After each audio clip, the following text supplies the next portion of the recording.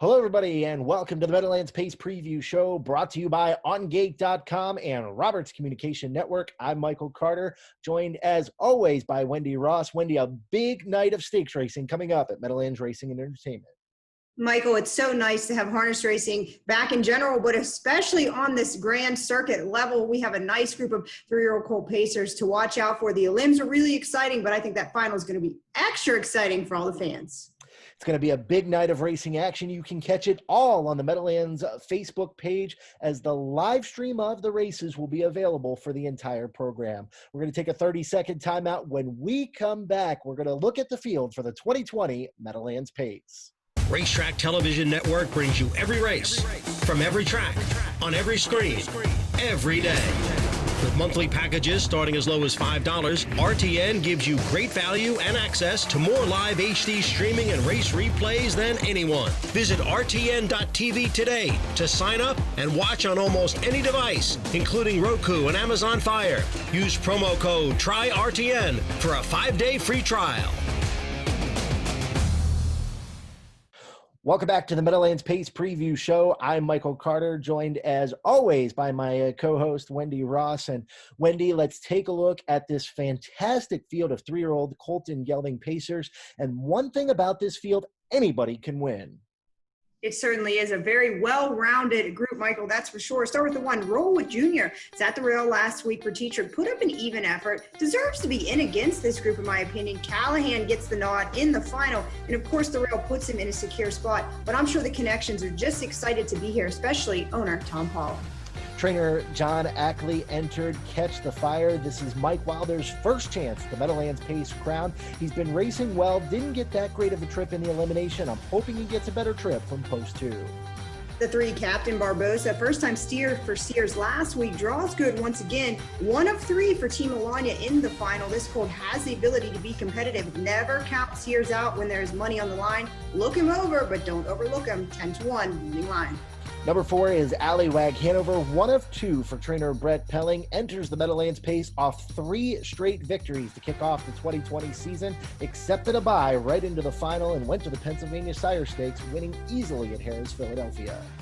The 5, Tall Dark Stranger, the heavy favorite heading into the final, Michael, as he should be. Well-rated effort in the elims by Jingra. He's bred to be on this stage and keeps showing his talent again and again. He is the top 3-year-old colt pacer for me and in the final on Saturday. Winless in 2020 is number 6, Manticore, for trainer Bruce Saunders, who looked really good in the Meadowlands Pace elimination. This colt seems to be getting better and better with each and every start. The 7, Captain Midnight, Andy McCarthy keeps his pace hopes alive as Captain Midnight gets another shot after that park effort last week from post 9. If he can bounce back, Michael, I think he's very competitive in here. Do not count him out. I feel he is the best of the 3 for Alanya. Number 8, Major Bets, for trainer Mark Harder, was offered the bye and did not take it. Kind of got shuffled back in the pace elimination off a New York Sire Stakes victory at Tioga Downs in 149-4. The 9, Poppy Rob Hanover, hindered by bad draws in the elimination and now in the final. He is the top 1-2 colts in this group for me, Michael. Miller went forward last week, and I'm sure we see him stick to that plan again. Completes the Pelling duo. He has 14 starts life and has never missed the ticket. He has a big shot on Saturday. Last but certainly not least for trainer Tony Alanya is number 10, Captain Kirk. Joe Bongiorno picks up the drive off a game effort at 23-1. He could potentially shock from the outside.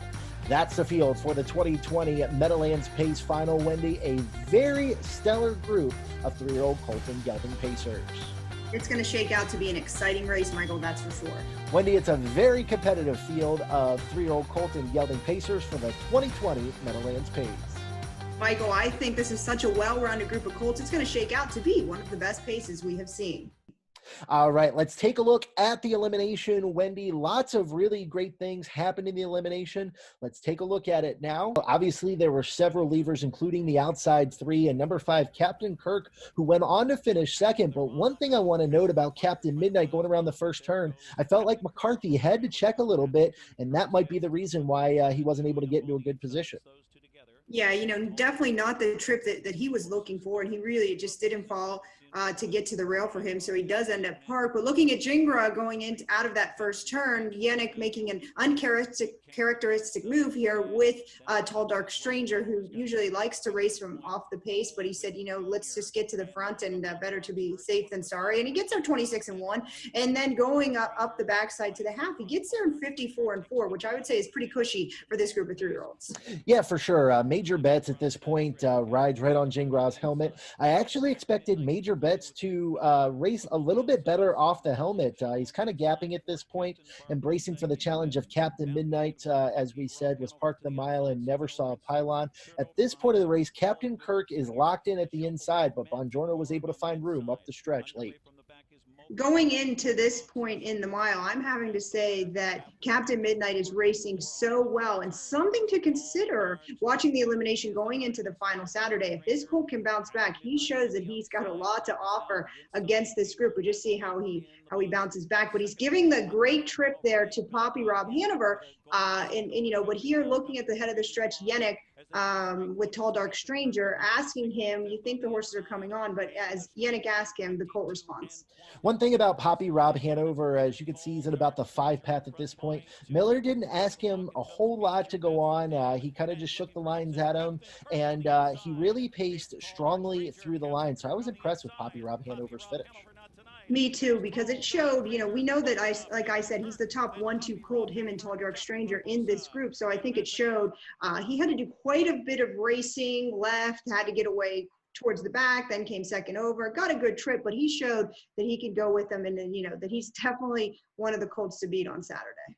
Wendy, speaking of the winner, Tall Dark Stranger, you got a chance to sit down with Nancy Takter this week. I did, and she was all smiles talking about her talented colt, as she should be. She's very confident heading into Saturday. Nancy, so nice to see you. How's everything going out there in New Jersey? We certainly know things are going well, but how are you doing today, and heating up for those pace finals on Saturday? Everything's going pretty well. Today is like the one easy day that we have all week. We have a lot of racing leading up to this weekend, and we raced a lot last week. So today's kind of a refreshing day. I think all my staff and everybody's just kind of chilled today. We just had a bunch of joggers and just a couple of trainers. So far it's been a good morning. Hopefully everybody can get out of here and have a normal day for once. Anyways, let's get down to business here. Tall Dark Stranger. Let's go back to the fall of 2018 at the Lexington sale. It was the highest price yearling that had been purchased for you up to that point. What a story it's been from that point to his 2-year-old year, and now to the 3-year-old campaign that is certainly going well. So just take us through that briefly and tell us what a ride it's been.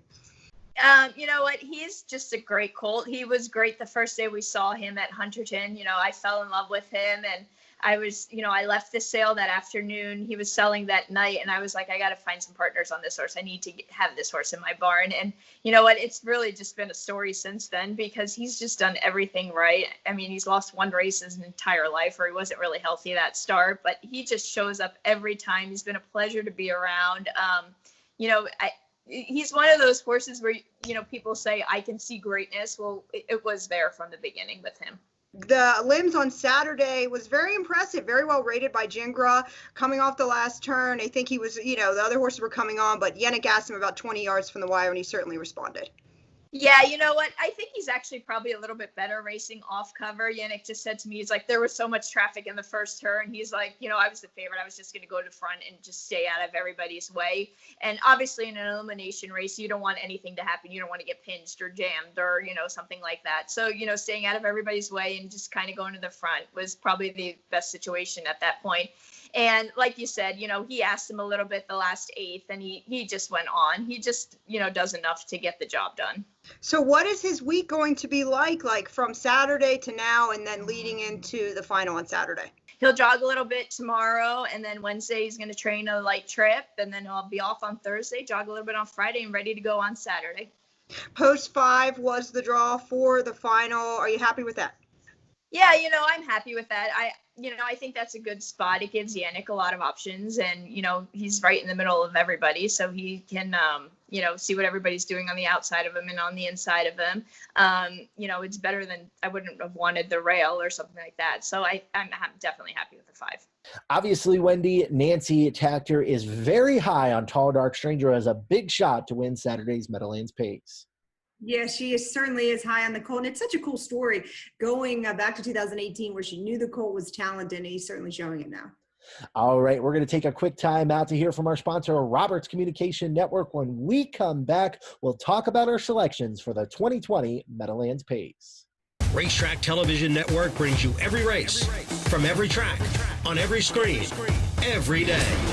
With monthly packages starting as low as $5, RTN gives you great value and access to more live HD streaming and race replays than anyone. Visit RTN.tv today to sign up and watch on almost any device, including Roku and Amazon Fire. Use promo code TRYRTN for a 5-day free trial. Welcome back to the Meadowlands Pace Preview Show. Michael Carter alongside of Wendy Ross, and it's selection time, Wendy. This is the time of the night where we get a little bit competitive with each other, and I'm going to hold off my top selection. It's a little bit of a secret to hear you talk about Tall Dark Stranger. We are competitive, Michael, but we like to have fun, and we certainly hope that we can hand out a winner or two for sure. The 5, Tall Dark Stranger, for me, the talented colt, is the heavy favorite. Last week, off that well-rated effort, when Gingras asked, he responded. I think the downfall going into this final, he is the colt to beat. It almost puts kind of a target on his back. So I don't see the final shaking out like the elimination at all. I think it's going to be pedal to the metal from the word go, and it's going to be a sprint to the wire. That's for sure. But I think he's still the standout in here and the one to beat for me. Captain Midnight is the horse to beat to me off the trip that he had last week. He gets post 7, gets the benefit of the scratch, Wendy, of Chief Mate, so he gets to draw in as the also eligible. I think Captain Midnight rebounds off of that effort, and with a better trip, McCarthy can get it into a good position to win the race. How about the 4, Allywag Hanover Tetrick aboard, 5-1 morning line. This colt, I think, has a big shot in here. Fresh off that stake win in Pennsylvania, he has all the tools to be effective. Pace him in 25-3, 2 starts back. That's absolutely smoking. And I think he's just got everything that we can do, and he's going to be a surprise in here. We know Tetrick and Pelling both know how to win a Meadowlands Pace. And number 9, Poppy Rob Hanover wraps it up for us. Poppy Rob Hanover obviously raced extremely well at 2, has come back very strongly at 3. So I think Poppy Rob Hanover has got a decent shot as well. It's 7-4-9 for me. Wendy is 5-4-9. So mixing it up a little bit, we just disagree about who's going to win the race. I'm not disagreeing with Captain Midnight at all. I think this colt's got a ton of ability. I think he raced great in that elimination. And, just like I said, see how he bounces back. Very, very capable, though. Speaking of long shots, Captain Kirk about pulled off a long shot victory against Tall Dark Stranger last week. And I had a chance to sit down with Joe Bongiorno earlier this week to talk about that drive and his hopes for the 2020 Meadowlands Pace. All right, we're here with Joe Bongiorno, the driver of Captain Kirk in the Meadowlands Pace final. And Joe, it's amazing to see the growth of Captain Kirk from 2 to 3, but you actually got a phone call to get the drive on Captain Kirk. Tell us how you came about the drive. Yeah, you know what? Myron had called me during the week, and he asked me. I think I was on my way home from Chester, and he asked me, have you ever driven in the Meadowlands Pace? And I was like, yeah, one time, for Ronnie Burke. I think it was Manhattan Beach, but I'm not even sure. And he goes, well, you're going to drive in it again this year. And I said, well, who am I driving? And he said Captain Kirk, and he gave me the story about him, that they stopped with him after the Metro last year and gave him time to mature. And, he's had 9 months since then to mature. And, maybe as a 2-year-old, he might have been a step below the best ones, but I think you're going to be hearing this horse's name a lot, in the upcoming months. How do you prepare yourself to get ready for a big race like this? You know what? We just obviously I'm watching top horses race all the time, and I've watched all these horses in this division race, and I know what their tendencies are, and and then comes Captain Kirk, who really hasn't raced that much. So I actually had to go back and watch some replays on him I watched his last qualifier, when Dexter win pretty much, in wraps with him in 49. And, his last start when he paced 48 and change at the Meadowlands, and I think he was second. He's just a really, really nice horse, and I think he's just going to keep getting stronger. And, like I said, I think you're going to hear about this horse the rest of the year. Now, talking about the Meadowlands Pace elimination, you left from post number 5. You got into a really good early spot with them. They were going pretty quickly up front, 26-1, 54-4. So they were going some pretty steep fractions. At any point throughout the race, were you concerned about the fractions at all? No, not at all. Not at all. I mean, the horse, he felt loaded, and when I finally did get daylight, he was loaded, and I mean, he paced 25-2 home, and, how much more can you pace home? 25-2 is a big quarter. And, what I liked is he left a big quarter and he came home a big quarter. And, he never acted real tired to me. Like he did his job, and, now we're in the final, and obviously post 10 is not ideal, but, stranger things have happened. Wendy, from the horseman's angle, this is going to be a very busy week. So thanks to Nancy Takter and Joe Bongiorno for taking time out to sit down with us this week. Yeah, it was a lot of fun sitting down with Nancy. It always is. And, we're wishing her the best of luck in all the connections in the Pace on Saturday. All right, we're going to take one final timeout. When we come back, Wendy and I will wrap this thing up. You've got the Meadowlands Pace preview show presented by OnGate.com. Racetrack Television Network brings you every race, from every track, on every screen, every day. With monthly packages starting as low as $5, RTN gives you great value and access to more live HD streaming and race replays than anyone. Visit RTN.tv today to sign up and watch on almost any device, including Roku and Amazon Fire. Use promo code TRYRTN for a 5-day free trial. Welcome back to the Meadowlands Pace Preview Show. I'm Michael Carter, joined by Wendy Ross. Wendy, a lot of big stakes action coming up this weekend. A fantastic wagering menu that's being offered by Meadowlands Racing and Entertainment, and the live feed on their Facebook page. It's so great that they're offering the live feed, and you'll be able to watch the races throughout the night. The social media team at the Meadowlands is second to none and does such a fantastic job. So make sure to check out all the action. It's going to be some of the top racing and the best racing we're going to see all year, Saturday night. Thanks so much for taking time out to join us for the Meadowlands Pace Preview Show. For Wendy Ross, I'm Michael Carter. We'll see you next time.